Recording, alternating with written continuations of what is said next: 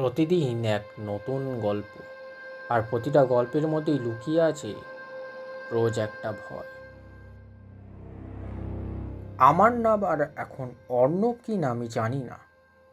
স্কুলের সেই বৃষ্টির পর থেকে আমার চেতনা যেন ছিঁড়ে টুকরো টুকরো হয়ে গেছে। আমি এখন কোথায় আছি, কেন আছি, তার কোনো হদিশ নেই। আমার চারপাশে শুধু একটা পুরো কুয়াশা, আর তার ভেতর দিয়ে ভেসে আসছে পচা গন্ধটা। হঠাৎ আমার সামনে একটা দৃশ্য স্পষ্ট হলো। একটা পুরনো জংধরা লোহার সুটকেস, সেটি রাস্তার পাড়ে পড়ে আছে, তার গায়ে লালচে কালচে ছাপ। চারপাশে কেউ নেই। আমি জানি না কেন, কিন্তু আমার মনে হলো এই সুটকেসটা আমাকে ডাকছে। আমি ধীরে ধীরে এগোলাম। কাছে যেতেই গন্ধটা আরও তীব্র হলো। পচা মাংস আর ভেজা মাটির গন্ধ মেশানো। সুটকেসের তালাটা ভাঙা। আমি কাঁপা হাতে ঢাকনাটা তুললাম। ভেতরে যা দেখলাম তাতে আমার সমস্ত চেতনা স্থির হয়ে গেল। ভেতরে একটা মানুষ কুঁকড়ে পড়ে আছে, তার চোখ দুটো খোলা, আমারই দিকে তাকিয়ে। আর সবচেয়ে ভয়াবহ, সে নিঃশ্বাস নিচ্ছে। তার বুকটা ধীরে ধীরে ওঠানামা করছে। সে মৃত নয়, সে জীবিত, কিন্তু এই নরক কুণ্ডের ভেতর আটকে আছে। তার ঠোঁট দুটো নড়ে উঠল। কোনো শব্দ বেরোলো না, কিন্তু আমি বুঝলাম সে বলছে, আমাকে বের করো, দয়া করো আমার উপর। আমি পেছনে সরে আসতে লাগলাম, কিন্তু আমার পা নড়ল না। সুটকেসের ভেতর থেকে একটা হাত বেরিয়ে এলো।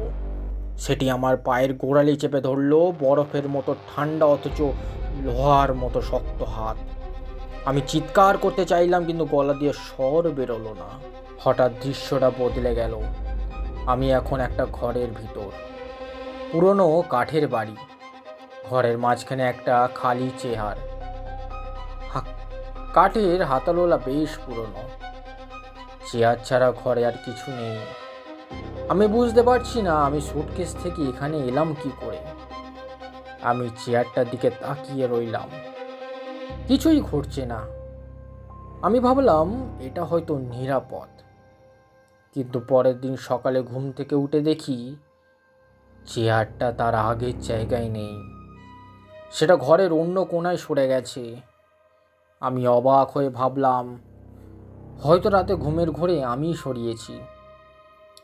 কিন্তু তার পরের দিন আবার একই ঘটনা। চেয়ারটা এবার জানালার পাশে। তার পরের দিন দরজার সামনে। প্রতিদিন চেয়ারটা তার অবস্থান বদলাচ্ছে, যেন কেউ এটাতে বসে আবার উঠে যায়। কিন্তু আমি ছাড়া এ ঘরে কেউ নেই। আমি একদিন সারা রাত জেগে চেয়ারটা পাহারা দিলাম। রাত ঠিক 2টা বাজতেই ঘরের তাপমাত্রা হঠাৎ কমে গেল। আমার নিঃশ্বাস ধোঁয়া হয়ে বেরোতে লাগলো। আর তখনই দেখলাম খালি চেয়ারটা আস্তে আস্তে নড়ে উঠল, যেন কেউ খুব ভারী শরীর নিয়ে ওটাতে বসলো। কাঠের চেয়ারটা ক্যাঁচ ক্যাঁচ করে উঠল। আমি স্পষ্ট দেখতে পাচ্ছি চেয়ারে কেউ নেই, কিন্তু চেয়ারের গদিটা বসে গেছে।